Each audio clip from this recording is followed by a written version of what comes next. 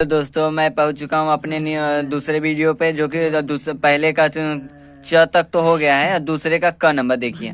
तो 30 ग्राम ethylene glycol को जब 450 ग्राम जल में मिलाया गया तो निम्नलिखित की गणना कीजिए। तो हमारा यहाँ पर देख लीजिए दोस्तों, हमने लिखा है। तो इसका फार्मूला क्या होता है, विलयन का हिमांक अनुमान की गणना क्या होता है, फार्मूला यहाँ पर होता है delta T F. Delta T F is equal क्या होता है, के एफ इंटू डब्ल्यू इंटू 1000 बटे M dash into capital W. और यहाँ पर सभी का मान दिया है तो मान रख दीजिए यहाँ पर।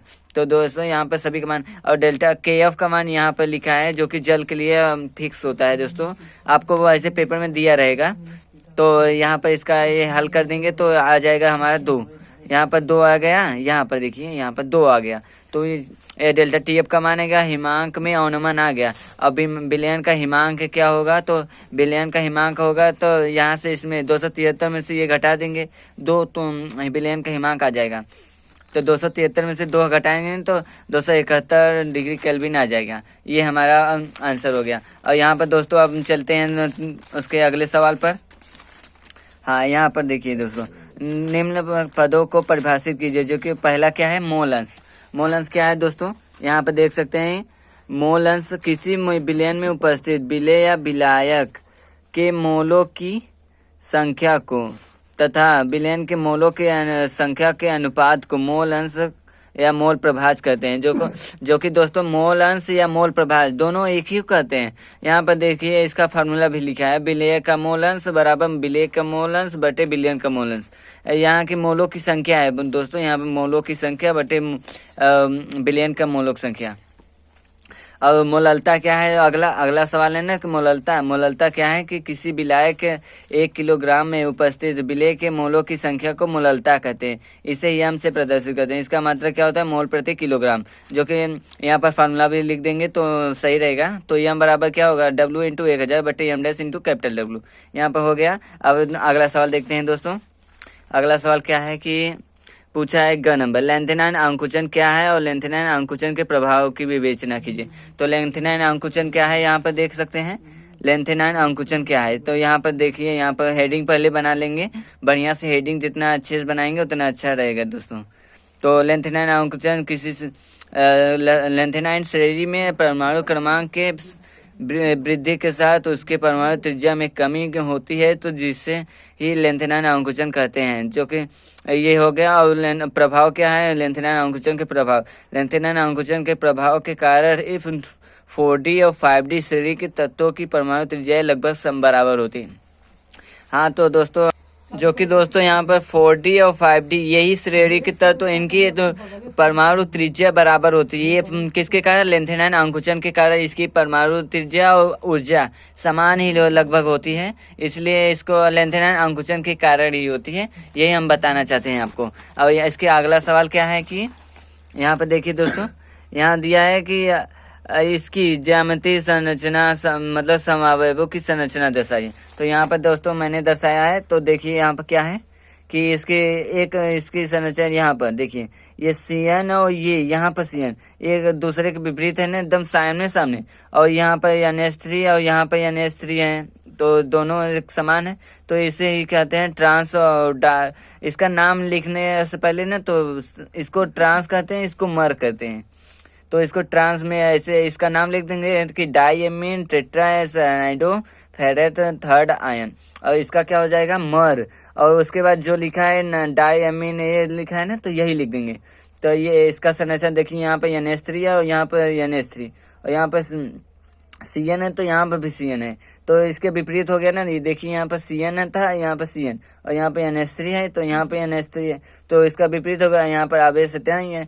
तो यही इसके ज्यामितीय समावयवी हो गया, समावयवों की संरचना। अब देखिए अगला क्या है कि CH3 CH2 और CH2 CH3 के मुक्त क्लोरीन के से बनने वाले सभी संभावित मोनोक्लोरो संरचना समावयवों को पहचानिए।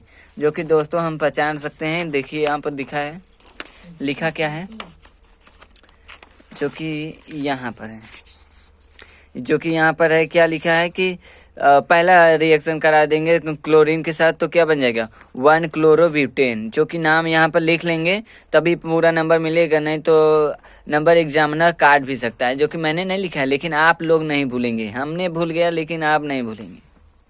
यहाँ पर दूसरा क्या है कि इसकी क्रिया जब ब्यूटेन की क्रिया जब क्लोरीन के साथ करा देंगे तो क्या हो जाएगा 2 क्लोरोब्यूटेन। यही इसकी 2 संरचना बनेगी बस समवायता में, उसके बाद और कोई नहीं बन पाएगा। ठीक है दोस्तों, अगला देखिए। अगला क्या है कि यहाँ पर देखिए क्या है, तीसरे का ख नंबर देखिए। तो फिनाल अम्लीय गुण प्रदर्शित करता है, लेकिन एथेनॉल लगभग उदासीन होता है, कारण सही समझाइए। तो यहाँ पर बता सकते हैं दोस्तों कि फिनाल क्या करता है, यहाँ पर लिखे हैं। तो फिनाल अम्लीय गुण प्रदर्शित करता है, लेकिन यही सवाल ही है। यहाँ पर फिनाल जल में घुलकर हाइड्रोजन आयन तथा फिनॉक्साइड आयन देता है। इसका कारण है कि फिनॉक्साइड आयन अस्थायी होता है, जिसके कारण यह अम्लीय गुण प्रदर्शित करता है, लेकिन एथेनॉल जल में घुलकर हाइड्रोजन आयन नहीं दे पाता, क्योंकि इसका एथॉक्साइड आयन अस्थायी होता है। जो कि ये किस कारण अस्थायी होता है, लेकिन अनुनादित संरचना के कारण। फिनॉक्साइड आयन न अनुनादित संरचना के कारण अस्थायी होता है, और इसका एथॉक्साइड का न अनुनादित संरचना अस्थायी होता है, इसलिए यह अस्थायी हो गया और ये उदासीन हो गया, और ये हो गया अम्लीय गुण प्रदर्शित कर दिया। और अगला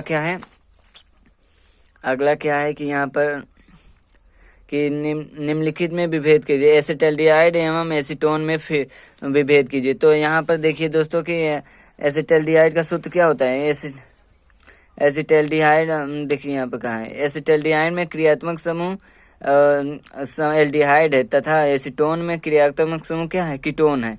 ये लिख देंगे, 1 नंबर हो जाएगा। और दूसरा क्या है कि एसिटोफिनोन तथा बेंजोफिनोन में अंतर।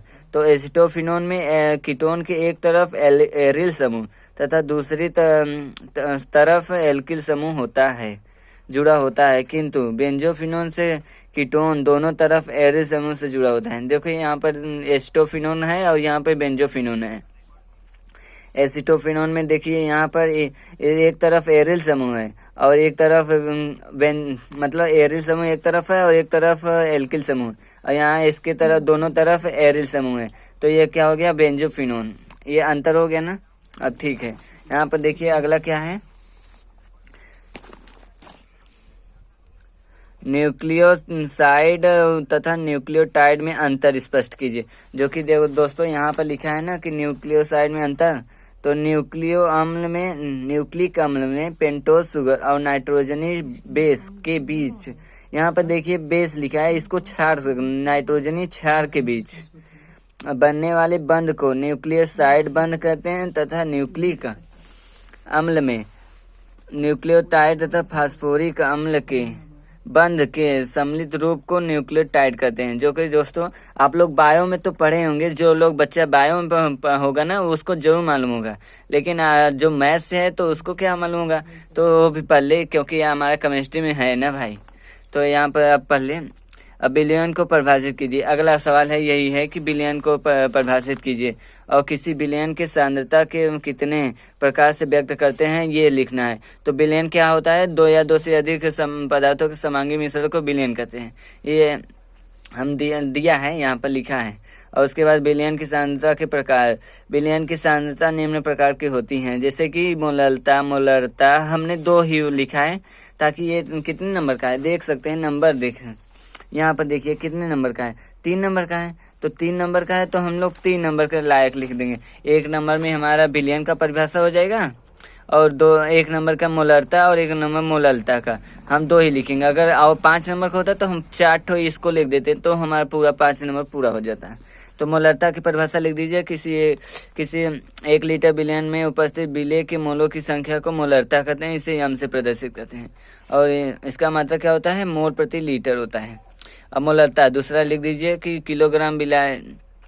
किलोग्राम विलायक में उपस्थित बिले के मोलों की संख्या को मोललता कहते हैं, इसे यम से प्रदर्शित करते हैं। इसका मात्रा क्या होता है, मोल प्रति किलोग्राम होता है। ठीक है दोस्तों, तो आज के लिए इतना ही। कल हम मिलेंगे अगले नेक्स्ट पार्ट में।